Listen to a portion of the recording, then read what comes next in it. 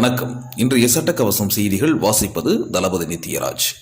ஆனமலை மாசாணியம்மன் திருக்கோவிலில் பொள்ளாச்சி சார் ஆட்சியர் ஆய்வு.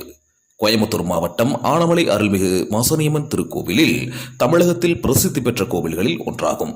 கோவில் இந்து சமய அறநிலையத்துறை கட்டுப்பாட்டில் இயங்கு வருகிறது. மேலும் எதிர்வரும் 12/12/2024 அன்று 15 ஆண்டுகளுக்கு பின்பு திருக்கோவில் புனரமைப்பு செய்யப்பட்டு 52 கலசங்கள் துர்திஷ்டை செய்து மகா கும்பாபிஷேகம் நடைபெற உள்ளது.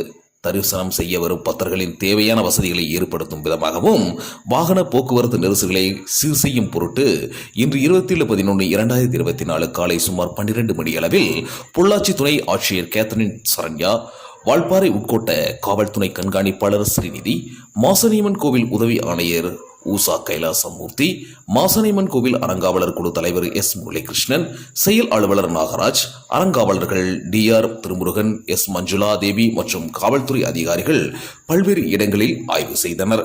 சட்டக்கவசம் செய்திகளுக்காக தலைமை நிருபர் AA அப்பாஸ்.